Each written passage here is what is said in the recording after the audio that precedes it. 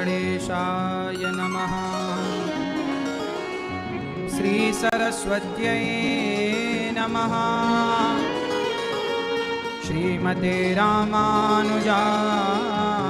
नमः। श्री राधा कृष्णाभ्यां नमः। श्री गौरी गोपालाभ्यां नमः। श्रीमते रामानुजाय नमः। मातृपितृचरण कमलेभ्यो नमः। नारायणं नमस्कृत्य नरं चैव नरोत्तमं देवीं सरस्वतीं व्यासं ततो जयमुदीरये। लक्ष्मीनाथसमारम्भां नाथयामुनिमध्यमाम् अस्मदाचार्यपर्यन्तां वन्दे गुरुपरम्पराम्। जय जय श्री राधा रमण, जय जय नवल किशोर, जय गोपी चित्तचोर प्रभु, जय जय माखन चोर। जय जय माखन चोर। राधा मेरी मात है, पिता मेरे घनश्याम। इन दोनों के चरणों में मेरा कोटि कोटि प्रणाम। मेरा कोटि कोटि प्रणाम। आए हो तो प्रेम से लो हरि का नाम। सब भक्तों को अनिरुद्ध की जय जय राधे श्याम। जय जय राधे श्याम। जय जय राधे श्याम। जय जय सीताराम। वो मीठे रस से भरी ओड़ी राधा रानी लागे, महारानी लागे। मोहे मीठो मीठो यमुना जी को पानी लागे।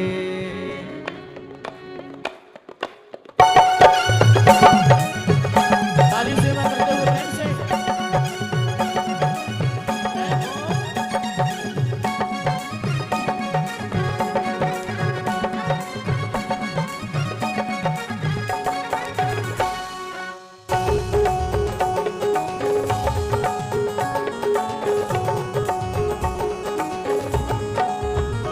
मीठे रस से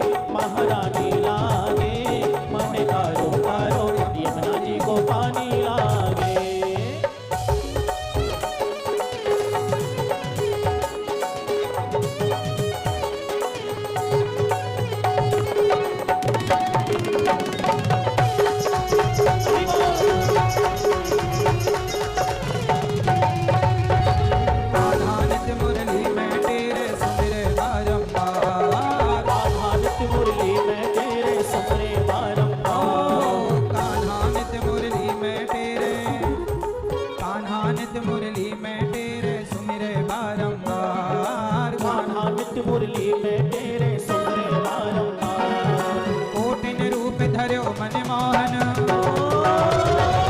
कोटिन रूप धर्यो मन मोहन, कबहु न पावे पार। कोटिन रूप धरो मन मोहन, कबहु न पावे पार। रूप हो रूप हो रूप रंग की छबीली, कटरानी लागे महारानी लागे। मोहे कारो कारो यमुना जी को पानी लागे, मीठे रस से भरियोरी राधा रानी लागे, महारानी लागे।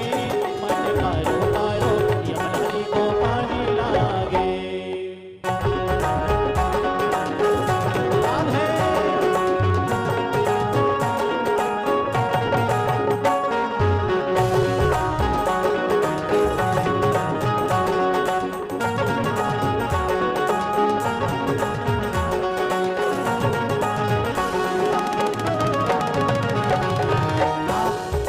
ना भावे मन माखन मिश्री, अब ना कोई मिठाई। मन भावे माखन मिश्री, सारब कोई मिठाई। ओ ना भावे अब माखन मिश्री, अब ना कोई मिठाई। ना भावे अब माखन मिश्री, सारब कोई मिठाई। ई घड़िया ने भावे अब तो, ई घड़िया ने भावे अब तो, राधा नाम मलाई। जीवड़िया ने भावे अब तो राधा नाम मनाई। रस भान पी लली तो, रस भान पी लली तो, घोड़े धानी लागे महारानी लागे। मोहे कारो कारो यमुना जी को पानी लागे, वो मीठे रस से भरियोरी राधा रानी लागे, महारानी लागे। मन कारो कारो यमुना जी को पानी लागे। राधे राधे राधे राधे।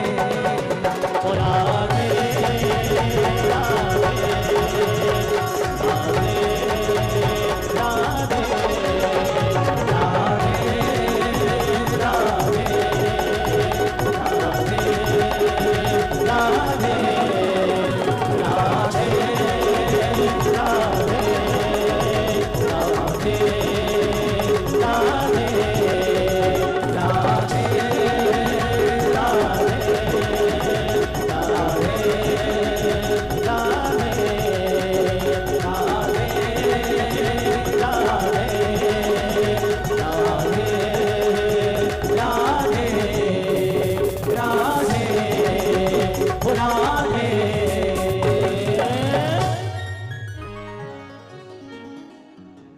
बोलिए भक्त वत्सल भगवान की जय कृष्ण कन्हैया लाल की जय जय जय श्री राधे जय जय श्री राधे राधे जय जय श्री राधे। श्याम।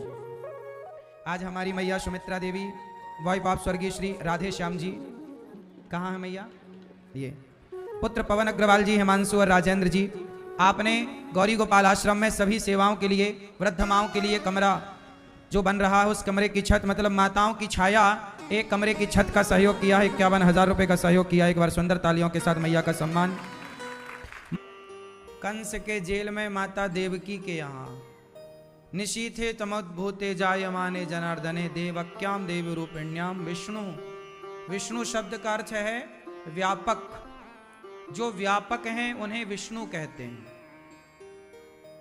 विष्णु मतलब व्यापक, इसलिए विष्णु सर्व गुहाशय, सब जगह विष्णु की मतलब व्यापकता है। व्यापक है इसलिए उनका नाम विष्णु है। तो भगवान नारायण ही, भगवान विष्णु ही कृष्ण बन करके आए। कहां कृष्ण बनकर आए? मथुरा में माता देवकी के यहां। भगवान कृष्ण की माता कौन है? माता और पिता कौन है? वसुदेव जी। वासुदेव मतलब कृष्ण, वसुदेव मतलब उनके पिता। तो भगवान कृष्ण के पिता हैं वसुदेव जी। वसुदेव पुत्र हैं वासुदेव, इसलिए उनका नाम पड़ा वासुदेव। वासुदेव मतलब कृष्ण, वसुदेव मतलब कृष्ण के पिता। तो वसुदेव नंदन कृष्ण जब प्रकट भये तो भगवान प्रकट होते ही कहां चले? मथुरा। कहां चले भगवान? मथुरा से गोकुल। मथुरा का मतलब क्या है? मथुरा बोलो मां थू रा, क्या मतलब हुआ? अब आप मथुरा में आगे का मां निकाल लो, पीछे का रा निकाल लो, क्या बचा? आगे का मां निकालो और पीछे का रा निकालो, क्या बचा? आगे का मां पीछे का रा, रा और मां जोड़ो तो क्या बनेगा? राम। आगे क्या है? मां, पीछे है रा, तो रा पीछे का आगे कर दो, आगे का मां पीछे कर दो, क्या बन गया? क्या बचा? थू। जो राम नाम नहीं जपते उनके जीवन को थू बच गया, थू।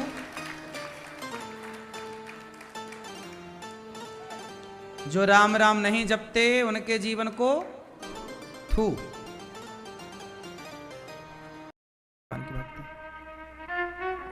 क्या चाहिए आपको भगवान से? गाड़ी, बंगला, कार, क्या चाहिए? स्त्रियां, पुरुष, क्या चाहिए?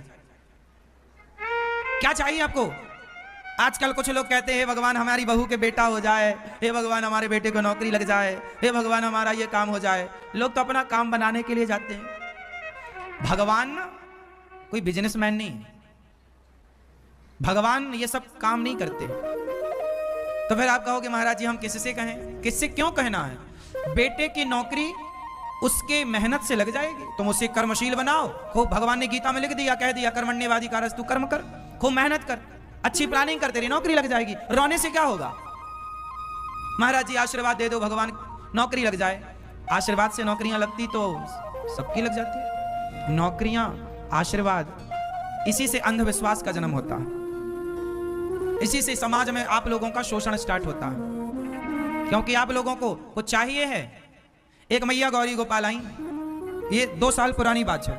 एक मैया गौरी गोपाल आई, बोली महाराज जी हम बहुत दुखी हैं। हमने कहा मैया भगवान की शरण में रहो, भगवान सबका दुख दूर करते हैं। द्रौपदी का दुख किसने दूर किया? कोई इंसान दुख दूर कर सकता तो द्रौपदी के सामने धनुर्धर अर्जुन थे, गदाधर भीम थे, गुरु द्रोणाचार्य थे, पितामह भीष्म थे। इनसे महान कौन होगा? वो सारे धरती के महान लोग द्रौपदी के सामने खड़े थे, लेकिन द्रौपदी के काम कोई आया तो इंसान काम ना आया, भगवान काम आए।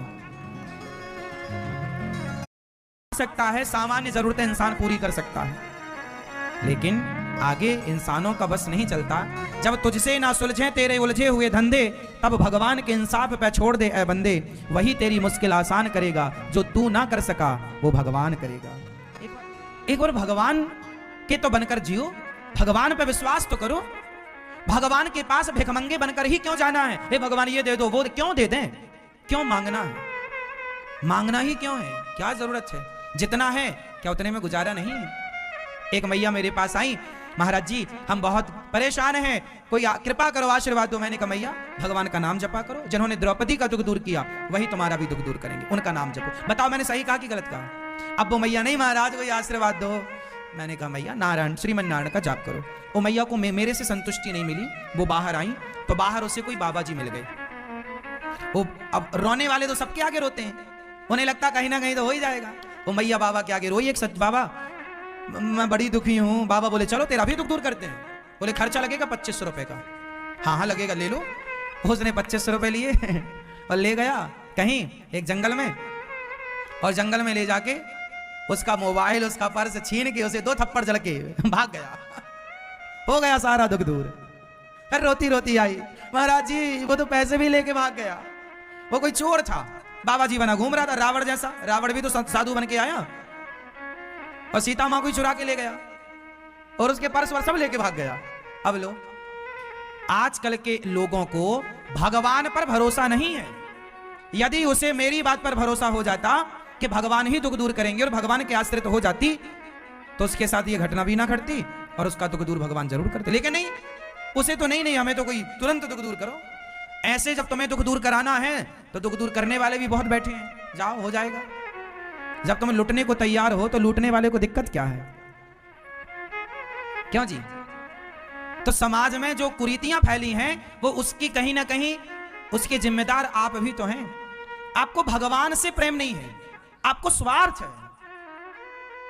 और दुख याद रखना, दुखों से घबराना मत। इस धरती पर पैदा हुए हो तो दुखों के संग जीना सीख लो।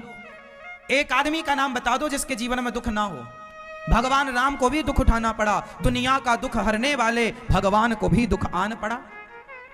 किसे दुख नहीं आया? माता सीता को। आप जितनी स्त्रियां बैठी हैं बताओ, आप लोग ज्यादा दुखी हैं या सीता मां के जीवन में ज्यादा दुख था? आपका दुख तो कुछ भी नहीं है उनके आगे, लेकिन आप चिल्लाती हम तो बड़ी दुखी, बड़ी दुखी, बड़ी दुखी। और ये सबसे ज्यादा हमारी मैयाएं लोग परेशान हैं, स्त्रियां। ये ज्यादा अंधविश्वास की शिकारी बनती हैं, ये बहुत भागती रहती हैं, इन्हें भगवान पे भरोसा नहीं है। बस एक भगवान के भरोसे रहो। हमें किसका भरोसा है? मोहे तो भरोसो इन चरण। ये भूखा रखें मैं भूखा मर जाऊंगा, ये 56 भोग दे मैं 56 भोग खाऊंगा, लेकिन इन मेरे श्याम सुंदर को छोड़कर कोई मुझे करोड़ों दे, मैं अपने भगवान को छोड़कर कहीं नहीं जाने वाला। कोई मुझे स्वर्ग का सुइंद्र आकर कहे कि तुम भगवान को छोड़ दो, मैं स्वर्ग देता हूं, मैं स्वर्ग के सुख को नहीं चाहूंगा। मैं भगवान से जुड़ा हूं, कुछ लेने के लिए थोड़ी, अरे अपने आप को देने के लिए जुड़ा हूं। प्रभु आप मुझे ले लो, मैं आपसे क्या लूंगा? मैं देने वालों में से हूं। अपने आप को चढ़ाओ, भगवान को समर्पण कर दो। भगवान के भक्त के अंदर क्या होना चाहिए? क्या होना चाहिए? आश्रित। अच्छा ये बताओ, छोटे छोटे बच्चे किसके आश्रित होते हैं? जोर से, जोर से। मां बाप के। छोटे बच्चे किनके आश्रित हैं? अब बताओ, जब छोटे बच्चे मां बाप के आश्रित हैं तो बच्चों को कोई दुख है, कोई टेंशन है? आज तक किसी बच्चे को आपने टेंशन में देखा? नहीं, क्योंकि बच्चे आश्रित हैं। सोचो मेरी मां कि जब एक बच्चा अपने माँ बाप के आश्रित होकर सुखी हो जाता है तो तुम तो उस माँ बाप के आश्रित हो जाओ जो जगत का पालनहार है। जिस दिन भगवान के आश्रित होगे, सोचो कि आप कितने सुखी हो जाओगे। लेकिन आप बस जमाने के आश्रित हो। मेरी तो नेताजी से पहचान है, मैं तो वो हूं, मैं तो ये। मरते रहो फिर। तुम्हें लगता है कोई बाबा तुम्हारा दुख दूर कर देगा? कोई कर देता तो कर देता ना, भगवान के सिवा तुम्हारा दुख दूर कोई कर सकता है क्या? द्रौपदी का दुख दूर कर पाया कोई? इसलिए एक भरोसे, एक बल, एक आस विश्वास, एक राम घनश्याम हित चातक तुलसीदास। हमें तो दुख भी मिलेगा। छोटा बच्चा है, माँ उसे 2 थप्पड़ भी मारती है, लेकिन बच्चा कितना समर्पित होता है। बच्चा माँ से इतना समर्पित होता है माँ में कि माँ थप्पड़ मारती है तो भी भागकर वो माँ के पास ही आता है, थप्पड़ खा के भी। मां थप्पड़ मारे तो भाग के कहां जाएगा? कहीं नहीं जाता, वो दौड़ के फिर मां के पास ही आता। ऐसा ही है कि जीवन में कितना भी दुख आए तो भी भागकर भगवान के पास ही जाओ, और किसी के। और आप लोग भगवान ही बदल देते हैं। ये तो भगवान दुख देते हैं, वो भगवान बढ़िया है। आजकल एक बाबा जी भगवान बने बैठे हैं। आप सब लोग भगवान मंदिर बना दिए बाबा जी के, ऊपर बाबा जी की फोटो मूर्ति लगा दी, नीचे राम जी कृष्ण जी को बैठा दिया। हर शहर में बड़े बड़े मंदिर बना दिए बाबा जी के। क्या है ये? आपको लगता है वो बाबा से हमारा दुख दूर हो जाएगा?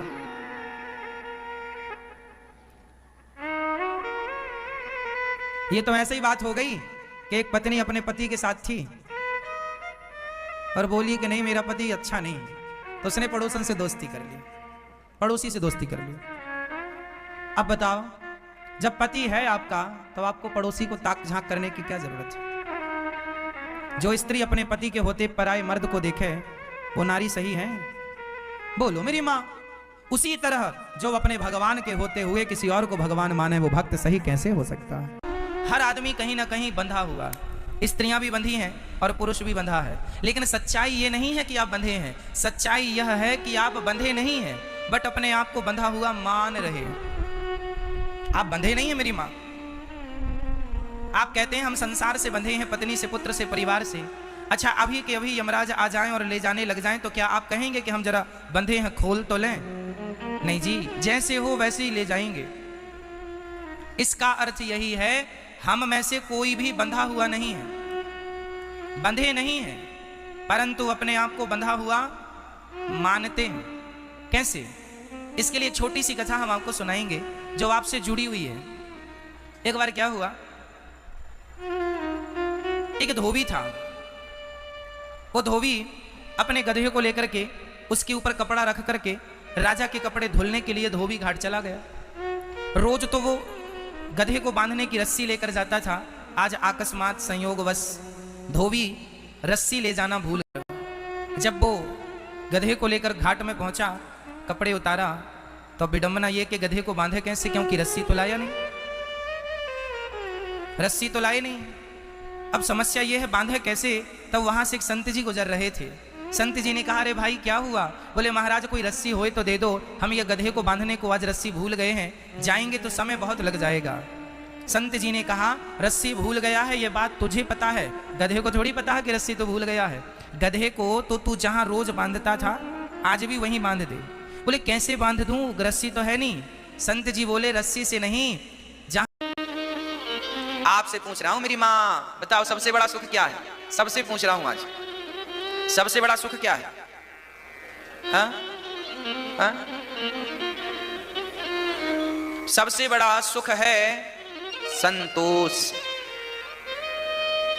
गौधन गज धन बाज धन और रतन धन खान, जब आवे संतोष धन सब धन धूरी समान।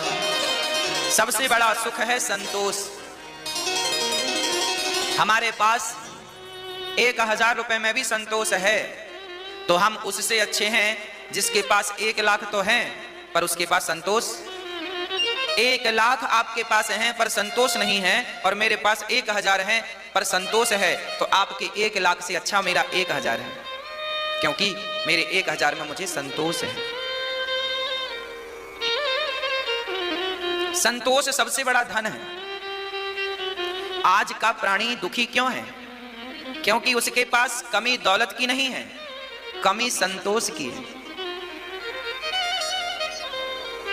इसलिए संतोष आवश्यक है। सुदामा संतोषी ही तो थे, फटे कपड़े पहनकर चलते थे, ना बंगले की कभी चाहत रखी, ना पेट भर खाने की कभी चाहत रखी, बस कृष्ण कृष्ण जपते थे।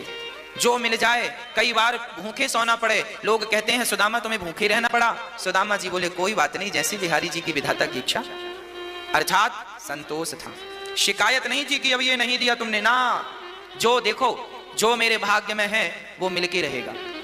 मेरे भाग्य में सुख है, सुख मिलकर रहेगा, और मेरे भाग्य में दुख है, दुख मिलकर रहेगा। और भाग्य बनता कैसे है? बोले पिछले जन्म में मैंने अच्छा किया किसी के संग तो इस जन्म में मेरा भाग्य अच्छा है, और मैंने किसी के संग पिछले जन्म में बुरा किया तो मेरा भाग्य बुरा है। भाग्य भी मैंने ही बनाया है, अच्छा है, और मैंने किसी के संग पिछले जन्म में बुरा किया तो मेरा भाग्य बुरा है। भाग्य भी मैंने ही बनाया है, भाग्य का भी गुनहगार मैं हूं। अच्छा है तो भोग रहा हूं आनंद, बुरा है तो भोग रहा हूं कष्ट। को ना काहू को सुख दुखे कर दाता, निज कृत कर्म भोग सब भ्राता। को ना काहू को सुख दुख कर दाता, निज कृत कर्म भोग सब भ्राता। कोई सुख का कारण नहीं है, कोई दुख का कारण नहीं है। आपके अपने अच्छे कर्म ही सुख हैं, आपके बुरे कर्म ही दुख हैं। आप अपने ही दुख के कारण हैं, आप अपने ही सुख के कारण, आप खुद। इसलिए हम किसी पर दोष ना दें कि तेरे कारण काम बिगड़ा, तेरे कारण ऐसा, ना, को ना काहू को। आप ही संतोष रखें। 100 रुपए की साड़ी पहनो तो संतोष हो, और 1000 10,000 की भी कोई पहन के घूमे और वो संतोष नहीं है, तो वो तो 100 रुपए की साड़ी पहन के संतोष जिसको है वो ही अच्छा है। इसलिए घास की झोपड़ी है आपकी और आपको उसमें संतोष है, तो आप रावण के महलों से भी आनंद में हैं, क्योंकि उसे उस महलों में भी संतोष ही तो नहीं था।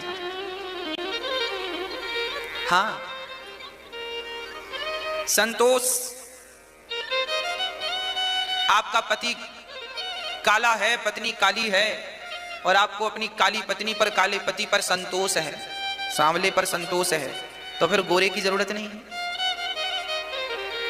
और गोरी पत्नी हो, गोरा पति हो, सुंदर हो पति और पत्नी, और फिर भी संतोष ना हो, तो फिर क्या फायदा। रावण के पास मंदोदरी जैसी पत्नी थी, फिर भी संतोष नहीं था तो दूसरी नारियों को चुरा चुरा के ले आता था रावण। संतोष ही तो नहीं था रावण के पास। अर्थात आप अपनी पत्नी से संतुष्ट रहिए, अपने पति से संतुष्ट रहिए, अपनी कमाई से संतुष्ट रहिए, अपनी साइकिल से संतुष्ट रहिए, अपनी झोपड़ी से संतुष्ट रहिए। विधाता ने तुम्हें जो दिया है उसमें खुश रहिए। और आप तरक्की चाहते हैं तो अच्छी बात है, उसके लिए ईमानदारी से मेहनत करते रहिए। भगवान जहां जहां पहुंचाते जाएं सो पहुंचते जाओ भगवत कृपा से। जीवन में दुखी ना हो आप, बस मैं ये चाहता हूं आप जीवन में कभी दुखी ना हो, बस मेरी ये चाहत है आपके लिए। आप सुखी रहें, आप घास की झोपड़ी में भी रहें तो मैं आपकी होठों पे मुस्कान देखना चाहता हूं, और आप महलों में रहें तो भी आपकी होठों पे मुस्कान देखना चाहता हूं। क्योंकि देखिए मुस्कान तो मुस्कान होती है, और मुस्कुराने के लिए जरूरी नहीं है कि हमारे पास पैसे होंगे तो हम मुस्कुराएंगे। मुस्कुराने के लिए क्या चाहिए बोलो? मुस्कुराने के लिए क्या चाहिए मेरी माँ? बोलो। मुस्कुराने के लिए मुस्कान चाहिए। मुस्कुराने के लिए क्या चाहिए? इसलिए मुस्कुराइए, जरा हमें मुस्कुरा के दिखाइए। कैसे मुस्कुराते हैं आप लोग? बस ऐसे ही आप मुस्कुराते रहें, सदा ऐसे ही खिलखिलाते हंसते रहें। और ये हंसी तब बनेगी होठों पे जब आपके जीवन में संतोष आना स्टार्ट हो जाएगा। संतोष आएगा तो मुस्कान आएगी, संतोष जाएगा तो मुस्कान भी जाएगी। इसलिए संतोष लाइए, संतोष लाइए। संतोष भगवान की भक्ति है। आठव जथा लाभ संतोषा, सपने हूँ नहीं देखहीं पर दोषा।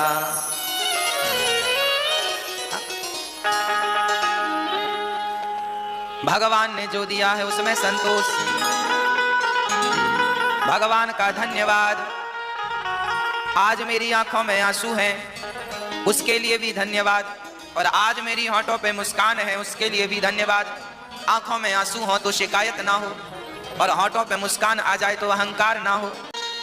नारद जी ने कहा व्यास जी आप बड़े उदास हैं, बड़े दुखी हैं, बड़े परेशान हैं, आपकी परेशानी का कारण क्या है? तब व्यास जी ने कहा मैंने 17 पुराण लिख डाले पर शांति का अनुभव नहीं कर रहा हूं। तो कहां से मिलेगी शांति? तब नारद जी ने कहा जब तक भगवान की कथाओं को, लीलाओं को, बाल चरित्र को, भगवान की बाल लीलाओं का निरूपण नहीं करेंगे तब तक आपको शांति मिलने वाली नहीं है। शांति कब मिलेगी? जब आप भगवान की बाल लीलाओं का निरूपण करेंगे। कैसे करें? भागवत लिखो। नारद जी के आदेश पर व्यास जी ने भागवत लिखना स्टार्ट किया। नारद जी ने कहा मैं दासी पुत्र बना था श्राप के कारण। अच्छा, जब नारद जी का जन्म हुआ, नारद जी के पिता कौन? ब्रह्मा जी। जब नारद जी का जन्म हुआ तो ब्रह्मा जी ने नारद जी से कहा नारद जी विवाह कर लो। नारद जी ने कहा हम विवाह नहीं करेंगे। तो ब्रह्मा जी को बड़ी गुस्सा आई, बेटा बात नहीं मानता। तो ब्रह्मा जी ने श्राप दे दिया, जाओ तुम शूद्र हो जाओ, बात नहीं मानते हो पिता की। नारद जी ने कहा कैसे निर्दयी पिता हो तुम, हमें शादी करा के और हमें संसार में बांधना चाहते हो। अरे हम तो भगवान के भजन में लगना चाहते हैं और आप जबरदस्ती कह रहे हैं शादी कर लो, शादी कर लो। हमारा मन भगवान में है, हम क्यों कर लें शादी? और आपने हमें श्राप दे दिया तो जाओ हम भी आपको श्राप देते हैं, आपकी 12 कल्प में पूजा नहीं होगी। आज ब्रह्मा जी की पूजा नहीं होती ना कहीं, ज्यादा जोर जोर से बातें नहीं करते। और कई लोगों की आदत होती है यदि उनको लड़ने का जरा मन है ना, जेठानी ने कुछ कह दिया, देवरानी ने कुछ कह दिया, सास ने कुछ कह दिया, बहू ने, तो वो धीरे धीरे बातें वो ऐसी बात करेंगी कि पूरा मोहल्ला सुने। जबरदस्ती सुनवाना चाहती हैं, हमें सुने, आओ इकट्ठे हो जाओ, हम स्पीकर लेके खड़ी, आओ आओ आज हमारे घर में महाभारत हो रहा, आओ तुम भी सुन लो, तुम भी सुन लो। कुछ महिलाएं होती हैं ऐसी हैं, धीरे धीरे बात करती नहीं है, वो चीख चीख के पूरा मोहल्ला सुने, पूरा गांव सुने। पुरुष भी कुछ ऐसे होते हैं, कुछ पुरुष भी ऐसे होते हैं 2 कौड़ी के, धीरे धीरे बात करते ही नहीं, वो पूरा मोहल्ला इकट्ठा कर लेते हैं। हमारे गांव में एक घर था, वो जब अपने बेटे को किसी गलती से मारा करती ना, तो वो मारा भी ऐसे करती पूरा गांव सुने, चिल्ला चिल्ला के। अरे क्या जरूरत है, तुम्हारी जबान ऐसी होनी चाहिए कि तुम्हारी आवाज कमरे के बाहर ना जाए, ये तुम्हारी शिक्षा है, यही तुम्हारे संस्कार है। तुम लड़ाई भी कर रहे हो ना, कुछ बातें भी तुम्हारी हो रही हैं, तो आहिस्ता धीरे धीरे, संस्कारवानों जैसी, कुत्ता बिल्लियों जैसे लड़ने लगते हैं इंसान। मतलब आदमी ना संस्कारहीन है, बने बड़े टिप टॉप हैं, बड़े अच्छे लोगों के बीच में बैठते हैं, बड़े सूट बूट पर रहते हैं, पर जब मुंह खुलता तो पता चलता तुम्हारे मुंह से नाला निकल रहा है। धीरे धीरे बोला करो। इसीलिए हमारे बड़े बुजुर्ग कहते हैं मौन रहो तो ही अच्छा है। 100 गालियां भगवान श्री कृष्ण ने शिशुपाल की सुनी। कितनी गालियां? 100 गालियां। भगवान ने कोई उत्तर नहीं दिया। संस्कार यही है, शिक्षा यही है, पढ़े लिखे होने का विद्या ददाति विनय। नम्रता यदि है आपके अंदर, सहनशीलता है आपके अंदर, तब तो आप पढ़े लिखे हैं और केवल डिग्रियां पाई हैं। चरित्र में तो कोई शिक्षा दिख नहीं रही है। कहां बोलना है, कहां नहीं बोलना है, क्या बोलना है, क्या नहीं बोलना, इतना नॉलेज नहीं है तो फिर काय बात की तुम्हारी शिक्षा? क्यों पढ़े? कैसी पढ़ाई है तुम्हारी? केवल पेट भरने की पढ़ाई है तुम्हारी? जाओ नौकरी करो, 50,000 रुपए कमाओ, 20,000 कमाओ, 1 लाख कमाओ, नौकरी करो, पेट भरो, बस खाओ पियो सो जाओ। ये काम तो गधा भी कर रहा है, खाए पिए सो जाए। गधा भी खाता है, बच्चे पैदा करता, सोता, तुम भी यही कर रहे हो। आज का आदमी 3 काम करता है, खाता है, सोता है और बच्चे पैदा करता है, और समय बच जाए तो झगड़ा करता है। और यही काम गधे भी कर लेते हैं, यही काम कुत्ता भी करता है। कुत्ता भी खाता है, सोता है, बच्चे पैदा करता है, और खाने के बाद थोड़ा ताकत आए ना तो झगड़ा भी करता है। बचेगा कैसे? भाव भाव करके बचा लेता। और यही काम तुम भी कर रहे हो, खा रहे हो, सो रहे हो, बच्चे पैदा कर रहे हो, और समय मिल रहा तो झगड़ा कर रहे हो। ये काम तो सुअर भी करते हैं साहब। जरा बताओ कि तुम्हें भगवान ने मनुष्य क्यों बनाया है? मनुष्य बनने का अर्थ क्या है? मनुष्य बड़े भाग्य मानुष तन पावा, फेरत सदा माया कर प्रेरा, काल कर्म स्वभाव गुण घेरा, कवहु की नर करुणा कर देही, देत ईस बिनु हेतु सनेही। बड़े भाग्य से मनुष्य का तन मिला है। इस तन को पाकर ज्यादा लड़ाई झगड़ा ना किया करो। कोई तुम्हें गाली दे दे तो तुम्हें भी गाली देने की जरूरत नहीं है। गालियां वो दे रहा है, वो मुझे, आप लोग मुझे गालियां देंगे तो आपके संस्कार हैं वो, मैं आपको जो दूंगा वो मेरे संस्कार कहलाएंगे। हाँ, आप यदि मुझे गालियां दे रहे हैं तो इसमें मेरा क्या दोष है भाई? आपका स्वभाव है, आप सबको देते होंगे, आप अपनी पत्नी को गाली देते होंगे, अपनी सबको गाली देते होंगे, सो आप मुझे भी गाली, आपका स्वभाव है गाली देना, गाली देंगे, पर मेरा स्वभाव तो नहीं है ना। अब बदले में मैं आपको क्या दूंगा? मैं गाली नहीं दूंगा, क्योंकि आपसे मेरा स्वभाव बिल्कुल अलग है। यदि मैंने भी आपको गालियां दे दी गालियों के बदले में, तो फिर ये बताओ आप में और मुझ में अंतर क्या रह जाएगा? सास ने गालियां दी और बहू ने भी गालियां दे दी, तो फिर बताओ, बहू तो पढ़ी लिखी है ना आज के जमाने की, सास तो चलो कम पढ़ी लिखी है, उसने गाली दे दी तो तुमने भी तो गालियां दी, फिर उसमें और तुम में अंतर क्या रहा? अरे बड़े तो तुम तब बनोगे जब सारी गालियां सुनकर भी चुप रहो। जब तुम चुप रहोगे ना तब तुम बोलने के अधिकारी हो कि साहब देखो इन्होंने इतनी गालियां दी पर हमने कोई उत्तर, तब तुम श्रेष्ठ माने जाओगे। वाह, आपने ऐसी गालियां खा ली और फिर भी आप संतुलित रहे, चुप रहे, तब आपको समझदार बोला जाएगा। और आप दोनों बालकनी में खड़े होके और जो जोर जोर से गालियां दे रही हूं, मोहल्ला सुन रहा है, इससे ना तुम्हारी रेपुटेशन कम होती है।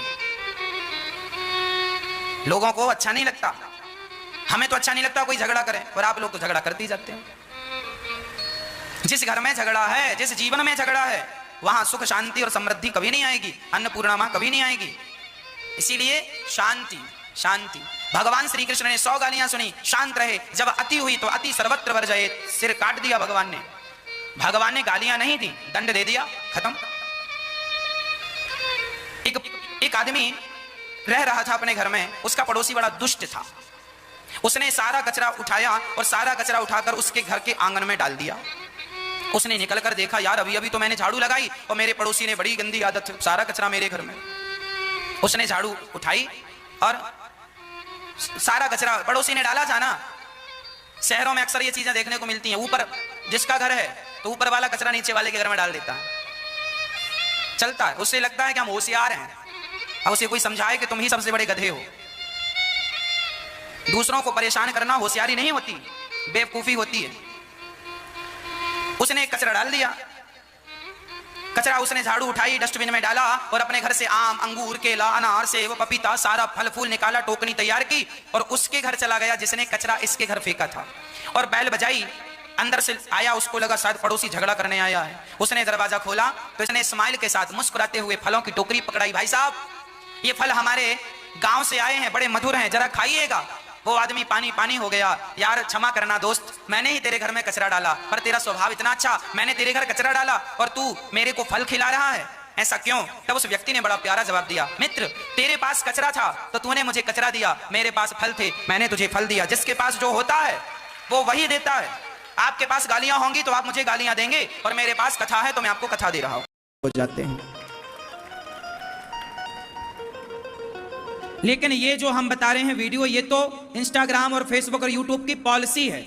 वो जिस वीडियो पे आप रुकते हैं उसी तरह की वो इसलिए डाल देता है क्योंकि वो एक सॉफ्टवेयर काम कर रहा है, उस तरह से उसे गाइड किया गया है, प्लान किया गया सॉफ्टवेयर को। लेकिन ईश्वर ने आपके जो मस्तिष्क को डिजाइन किया है, दिमाग को, वो भी इसी तरह डिजाइन किया है। आप जैसा सोचते हैं, जिस विचारों को केंद्रित करते हैं, पकड़ते हैं, आप यदि एक अच्छा काम करेंगे ना तो आपके अंदर 100 अच्छे काम करने के आइडिया आएंगे, और आप एक गलत काम करेंगे तो आपके भीतर 100 गलत काम करने के आइडिया अपने आप आने लग जाएंगे।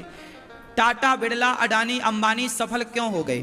क्योंकि उन्होंने एक अच्छा काम किया तो दूसरा अच्छा काम करने का आइडिया आया, दूसरा भी कर लिया, फिर तीसरा अच्छा काम किया तो चौथा अच्छा काम करने का आइडिया। इसलिए सारे अच्छे काम, बड़े बड़े काम इस देश के वही लोग कर रहे हैं। सारा नेटवर्क उनके हाथ में है, सारा प्लास्टिक उनके हाथ में है, सारा पेट्रोलियम उनके हाथ में है, नहीं है? इस देश में जितना भी डीजल पेट्रोल सप्लाई होता है, यही बड़े बड़े लोग, टाटा, बिरला, अडानी, अंबानी के हाथ में सब कुछ। सारा मोबाइल, सारी सिम, सारा नेटवर्क उनका है। क्यों? एक अच्छा विचार आया, उस पर अमल किया, दूसरा विचार आया, उसको भी अमल किया। आप क्या करते हैं? गलत विचारों पर रुक जाते हैं। जैसे आप दोस्ती करते हैं तो शराबियों की दोस्ती कर लेते हैं। जब आप शराबियों के साथ उठने बैठने लगेंगे तो आपके भीतर भी शराब पीने के विचार आ जाएंगे और आप पी लेते हैं। जहां आप रुके, बस मन को जहां लगाया, उससे जुड़े हुए विचार आने स्टार्ट हो जाएंगे। शराबियों के बीच में रुकने लग गए, बैठने लग गए तो शराब का विचार आएगा। गंजेड़ियों के बीच में उठने बैठने लग गए तो गांजा पीने का विचार आएगा। चरस अफीम पीने वाले लोगों के पास उठना बैठना आपका हो गया तो चरस अफीम पीने का विचार आएगा। आप किसी वैश्या के साथ उठने बैठने लग जाइए तो आपको वैश्या जाने का और वैश्या का मुजरा देखने का और वैश्या का संग करने का विचार आएगा। और आप मंदिर जाने आने लग गए तो अपने आप मंदिर जाने के विचार आने लग जाएंगे, कथा सुनने के विचार आने लग जाएंगे, कीर्तन करने के विचार आने लग जाएंगे, तुलसी की माला पहनने के विचार आने लग जाएंगे, भला करने के विचार आने स्टार्ट हो जाएंगे कि हम भी किसी दीन दुखी को भोजन कराएं, हम भी किसी प्यासे को पानी पिलाएं। आप जब अच्छा एक काम करते हैं तो और अच्छे काम को करने के विचार आते हैं। बोलो हाँ नहीं? आप लोग ये बातें बड़ी गहरी हैं, ये विचार आप पता नहीं कितना कैप्चर कर पाएंगे, पकड़ पाएंगे, लेकिन ये पूरा सिस्टम इसी पे चलता है। कोई व्यक्ति बुरा नहीं होता इस धरती पर। वो बुरी जगह उठना बैठना शुरू करता है तो उसके दिमाग में वो थॉट आने lग जाते हैं। वो गलत विचार आ जाने से फिर वो विचारों पर अमल कर लेता है, वो हो जाता है। क्यों? एक बात बताओ, शराब आपने खुद दुकान जाके पहली बार पी थी। इस धरती पर एक भी शराबी ऐसा ना होगा जो जाके सीधा दुकान में जाके पीने लग गया। ऐसे शराबी कोई नहीं बनता। सबसे पहले वो शराबियों के टच में आता है, शराबियों की दोस्ती होती है और शराबी लोग उसके लिए पहली बार प्याला तैयार करते हैं। यार मैं तो पीता हूं, तू भी पी, क्या होगा? बॉलीवुड ने बोल दिया मुझे पीने का शौक नहीं, पीता हूं गम भुलाने को। ये आइडिया आ गया, ये आ गया आइडिया कि गम जाएगा, पी लो। यहां से शुरुआत हो गई। फिर क्या हुआ? फिर अपने से खरीद खरीद के पिया। पहली बार तो किसी ने पिलाया, क्यों ऐसी था ना आपके साथ? भैया आप पीते हो शराब? सही बताओ। दुकान जाके नहीं पीते पर कोई पिला देता है एक आध पैक, सही पीते हैं? अच्छा नहीं पीते, बहुत अच्छी बात। तुम पीते हो? पीते हो। पहली बार दुकान जाके पिए थे कि कोई पिलाया था? बोलो, पिलाया था ना। यही होता है, डायरेक्ट कोई शराबी नहीं बनता, कुछ लोग शराबी बनाते हैं, युवा पीढ़ी को बिगाड़ते हैं। देखो ये बच्चों को किसी ने साथ में बिठा के पिलाया और पिया तो फिर पीने लग गया। फिर वही विचार आएंगे कि अब कौन सी वाली पी जाए, कौन सी ब्रांड की पी जाए, किन के साथ पी जाए, वही थॉट आएंगे, वही विचार आएगा। इसलिए कहता हूं संगत से गुण आत हैं, संगत से गुण जाए, लोहा जड़ा जहाज में पानी में उतराए। संगत से गुण, बोलो मेरी मां, आते हैं। संगति भक्तों की होगी, संगति संतों की होगी, संगति संस्कारी लोगों की होगी तो संस्कार चढ़ेंगे आपके ऊपर, अच्छी बातें दिमाग में चढ़ेंगी। और संगति बुरी भाई कि आप बुरे नहीं हैं, संगति ने आपको बुरा कर दिया। कैकई को संगति ने बिगाड़ दिया, मंथरा की संगति ने। हाँ या ना? जब कैकई बिगड़ सकती हैं गलत संगति से, तो तेरा क्या होगा रे कालिया? मैया सो गई क्या मेरी मां? संगति से, मंथरा की संगति से कौन बिगड़ा? माता कैकई। अच्छा, शकुनी की संगति से कौन बिगड़ा? दुर्योधन। इतिहास साक्षी है कि नहीं? सूपनखा की संगति से रावण बिगड़ गया। सूपनखा ने तो आइडिया दिया था, सीता बहुत सुंदर है, चुरा लो। कैसी बहन है, अपने भाई से कह रही है तुम दूसरे की पत्नी चुराओ। रावण ने चुरा लिया, सर्वनाश। तो संगत से गुण आते हैं, संगत से गुण जाए। अच्छा, लोहे ने संगत कर ली पारस मणि की, तो पारस के टच से क्या हो गया लोहा? बोलो। पारस मणि होती है एक, यदि वो लोहे को छू जाए तो लोहा क्या हो जाता है? बोलो मेरी मां, क्या हो जाता है? सोना। लोहा भी सोना हो जाता है यदि संगति पारस की मिल जाए तो। इसलिए कहता हूं, एक बिगड़े हुए व्यक्ति को यदि सत्संग मिल जाए तो वो बिगड़ा हुआ भी सोना हो सकता है, मतलब सुधर सकता है। उसके जीवन में एक बड़ा बदलाव देखने को मिल सकता है। संगत से गुण आते हैं, संगत से गुण। अपने बच्चों को बुरी संगतों से बचाओ, आप जीत जाओगे, और बुरी संगतों से नहीं बचा पाओगे तो आप हार जाओगे। बच्चे बुरे नहीं होते, संगति बुरी होती है। क्यों? बात सही है। कसाई के घर का बच्चा बचपन से ही बकरा काटना सीख जाता है, और पंडित जी के घर का बच्चा बचपन से ही भगवान की आरती उतारना सीख जाता है। सिखाना नहीं पड़ता, ये संगति है। कसाई के घर का बच्चा बचपन से क्या सीख लेता है? काटना गर्दन। हाँ या ना? और आपकी दादी अम्मा पूजा पाठ करती है, तुम्हारा छोटा पोता भी आरती लिए घूमता रहता है, घंटी बजाता रहता है। दादी पूजा करती है तो बच्चा भी पूजा करने लग जाता है। दादी फूल चढ़ाती है, वो भी फूल चढ़ाने लग जाता है। दादी मंदिर जाती है, वो भी मंदिर जाने लग जाता है। हाँ या ना? संगत से गुण आते हैं, संगत से गुण। इसलिए ये दास अनिरुद्ध आपसे कहेगा कि आप अपनी संगति बेहतर करो, संगति ठीक करो। मुझे भी सबसे पहले गौरी गोपाल आश्रम बनाने के पहले एक विचार ही आया था। मैं एक बार कथा सुनाने गया एक जगह, तो मैं कथा जब सुना के नीचे उतरा मंच से, तो एक माँ आई मेरे से मिलने कमरे में। ये बात 2015-16 की है, 2016 की बात है लगभग। ये मैं एक मध्य प्रदेश में एक गांव था, वहां पर कथा करने गया।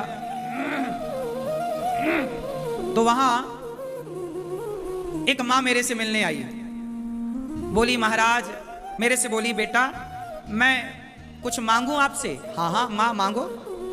माँ ने कहा कि बेटा जब मैं मर जाऊं तो मेरी चिता को तुम आग लगा देना। मेरे से बोला एक माँ ने, 2015-16 की ये बात है। मैं मर जाऊं तो मेरी चिता को आग लगा देना। मैं आश्चर्य से माँ की ओर देखा और मैंने माँ से कहा, माँ ऐसा आप क्यों कह रही हो? माँ ने कहा कि बेटा मेरा एक बेटा है, पर वो मुझे पानी भी नहीं देता, वो मुझे भोजन भी नहीं देता, ना पानी देता ना रोटी देता। तो जो बेटा मुझे जीते जी पानी नहीं देता, रोटी नहीं देता, ऐसे बेटे से मैं आग लेकर क्या करूंगी? ऐसा सबसे पहले उस मां ने मेरे से ये बात कही। बस यही शब्द थे मेरे मन में, बिल्कुल तुरंत बात लग गई। और मैंने सोचा, देखो विचार कैसे आते हैं। उस मां के द्वारा मेरे मन में ये विचार आया कि शायद भगवान ये कहना चाहते हैं कि तुम ऐसी बेसहारा माओ को। मैंने मां से कहा, मां आग लगा देना चिता पर कोई बड़ी बात नहीं है। मैं आग ही नहीं पहले आपका बेटा बनकर एक पुत्र होकर के पूरी सेवा करूंगा, फिर जरूरत पड़ेगी तो अंतिम संस्कार और अंतिम क्रिया होगी। मुझे लगा कि भगवान शायद इस माँ से ये कहलाना चाहते हैं कि तुम बेसहारा माँ का सहारा बनो। उन माँ से मुझे ये भगवान की प्रेरणा से विचार आया कि मुझे इन माँओं की सेवा करनी चाहिए, और तब से मैंने विचार किया कि मैं अब एक गौरी गोपाल की स्थापना करूंगा जहां ऐसी बेसहारा माँओं की सेवा करूंगा। ये मेरा पहला विचार था। मैंने उस विचार, बूढ़ी हो गई, बहुत बूढ़ी, जर्जरता शरीर की, तो अब बेचारी वो लेट हो जाती, तो भगवान लेट आते। तो एक दिन भगवान ने कहा, सुनो तुम बाद में नहा लिया करो, पहले हमें खिचड़ी खिला दो। तो वो जैसे ही उठती तो वो पहले चूल्हा सुलगा करके वो खिचड़ी चढ़ाती और दातून करती जाती, दातून करती जाए और खिचड़ी बनाती जाए। एक तरफ उसकी दातून मुखारी हो जाए, वो खिचड़ी तैयार हो, और पहले भगवान को बुलाए, जगन्नाथ आइए, मेरे नाथ आइए, मेरी खिचड़ी का भोग लगा जाइए। तो जगन्नाथ जी आए, माँ के मुंह पे, गोदी पे बैठे और माँ के हाथ से खाएं, और माँ मुंह पोंछे, पानी पिवाए और भगवान चले जाएं। कभी लेट होती ना,